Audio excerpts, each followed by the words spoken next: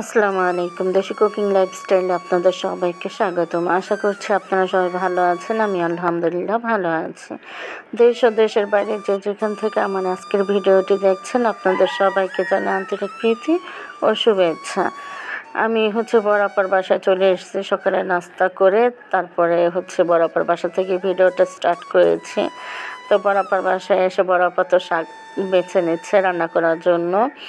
আর এই যে আমার আরেকটা বড় আপা, তাকে তো আমি বড় আপাই বলি, কিন্তু তার নাম ধরে ডাকতেছিলাম, কিন্তু সে কোনো সাড়া দিচ্ছিল না। তারপরে যখন আমি বোন বলে ডাকলাম, তখন সে আমার দিকে তাকালো।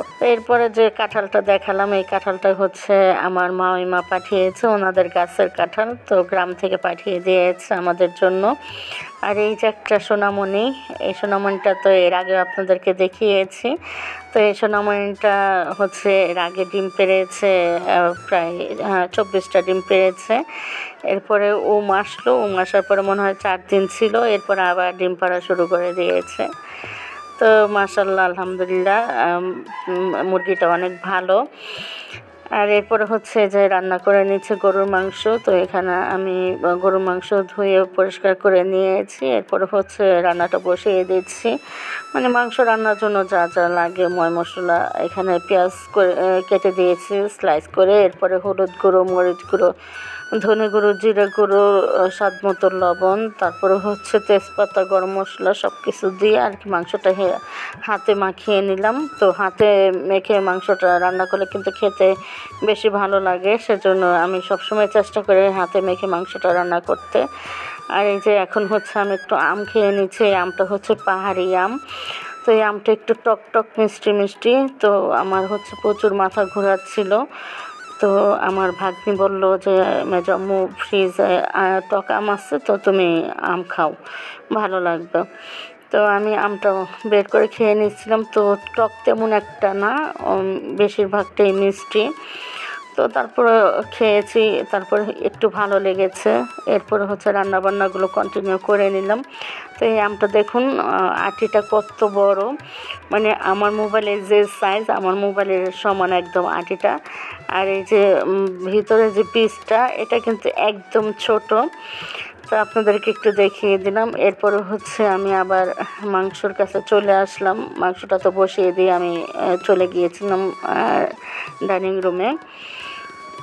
এরপরে মাংসটা বলক চলে এসছে। তারপরে আমি একটু নেড়ে দিচ্ছিলাম। গ্যাসের একটু সমস্যা আছে, গ্যাস কমে যায়। তো এখন যখন আমি মাংসটা বসিয়ে দিয়েছিলাম, তখন গ্যাস একটু কম ছিল, যার কারণে বলক আসতে একটু সময় লেগেছে। তো এরপরে দেখা যায় আর গরুর মাংস রান্নার ক্ষেত্রে কিন্তু গ্যাস একটু কম থাকলেও সমস্যা হয় না, কারণ গরুর মাংস রান্না করতে তো এমনিও সময় বেশি লাগে। তো মিডিয়াম আছে মাংসটা সিদ্ধ করতে হয়। তো এদিকে তো আমি মাংসটা কষানো হওয়ার পরে গ্যাস একদম ফুল চলে এসেছিলো। আর এই যে বড় আপার রান্নাঘরে জানালা দিয়ে যে গাছগুলো দেখা যায়, আমার কাছে তো এই গাছগুলো দেখতে ভীষণ ভালো লাগে। আমি যখন বড় আপার বাসায় এসে রান্না করি, তখন এই গাছগুলো দেখি, আর সবুজ গাছগুলো আমার খুব ভালো লাগে। আমার আর যখন রান্না করি এদিক দিয়ে বাতাস আসে, খুব ভালো লাগে। তো একটু ভিডিও করে নিলাম আমার প্রিয় আপু ভাইয়াদেরকে দেখানোর জন্য। এরপরে এই যে শাক রান্না করে নিচ্ছি। এখানে আছে মিষ্টি কুমড়োর শাক, তারপরে আছে চাল কুমড়োর শাক, লাউ শাক, এরপরে আছে কি বলে মিষ্টি আলু শাক, সেচি শাক।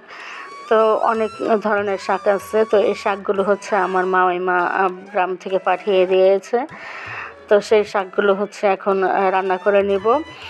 তো আমার তাওই এসছে গ্রাম থেকে, তো আমার তাই আর কি এগুলো নিয়ে এসছে। আর আমার মা জানে আমরা যে এই শাক খেতে পছন্দ করি, তো সেই জন্য যখনই কেউ গ্রাম থেকে আসে আমাদের জন্য আমার মা পাঠিয়ে দেয়।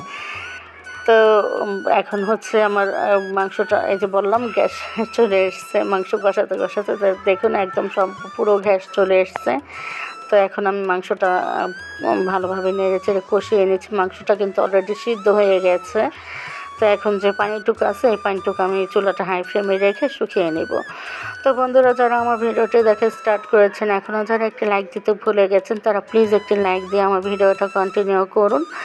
তো অনেকটা লেটেই কিন্তু লাইক দেওয়ার কথা বললাম।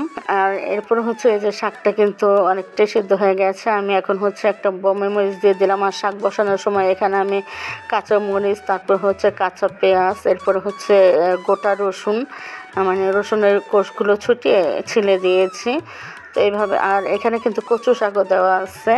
তো এরপর হচ্ছে শাকগুলো হওয়ার পরে যে ডাল ঘুটনি দিয়ে একটু গুটিয়ে নিয়েছিলাম। তো আমার তো হাতে ব্যথার কারণে আমি পারতেছিলাম না। তো তারপরে হচ্ছে আমার ছেলে এই যে শাকগুলো গুটিয়ে দিচ্ছে।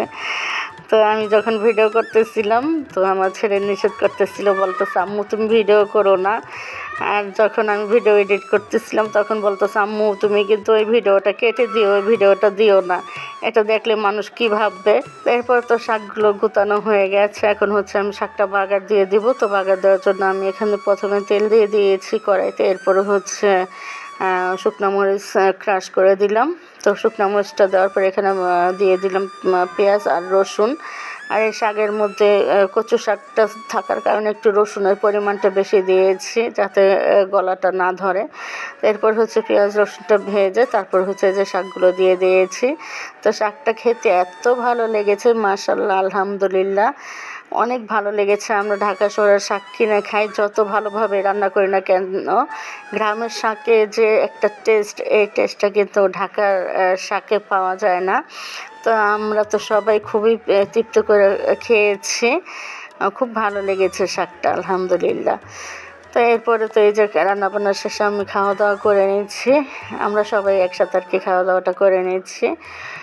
আর বন্ধুরা, যারা আমার ভিডিওটি আজই প্রথম দেখতেছেন, আজই আমার চ্যানেলে ভিজিট করেছেন প্রথম, তারা চাইলে আমার চ্যানেলটি সাবস্ক্রাইব করে আমার পাশে থেকে যেতে পারেন। আর যারা ফেসবুক পেজ থেকে আমার ভিডিওটি দেখছেন, চাইলে আমার পেজটি ফলো দিয়ে রাখতে পারেন। আর অলরেডি যারা এই কাজগুলো করে দিয়েছেন তাদের সবাইকে জানাই অসংখ্য ধন্যবাদ। আর বন্ধুরা, আপনারা যারা আমার চ্যানেলটি সাবস্ক্রাইব করতেছেন তারা প্লিজ আমার ভিডিওর নিচে এসে কেউ লিখবেন না পাশে আছি, পাশে থাকবেন, এই ধরনের কথা কেউ লিখবেন না। এই ধরনের কথা লেখার কারণে কিন্তু আমার ভিডিওর ইমপ্রেশন কমে যাচ্ছে। তো আপনাদের কাছে সবসময় আমি এই কথাটা বলি যে আমাকে এভাবে স্প্যাম কমেন্ট করবেন না, এতে করে আমার ভিডিওর মানে স্প্যাম কমেন্টের কারণে আমার ভিডিওটা খুবই ডাউনে চলে আসতেছে, আমার চ্যানেলটা। তো প্লিজ আপনারা জেনে বুঝে কেউ এই ক্ষতিটা করবেন না, এতে করে আমার যেমন ক্ষতি হচ্ছে একই ক্ষতি কিন্তু আপনাদেরও হচ্ছে।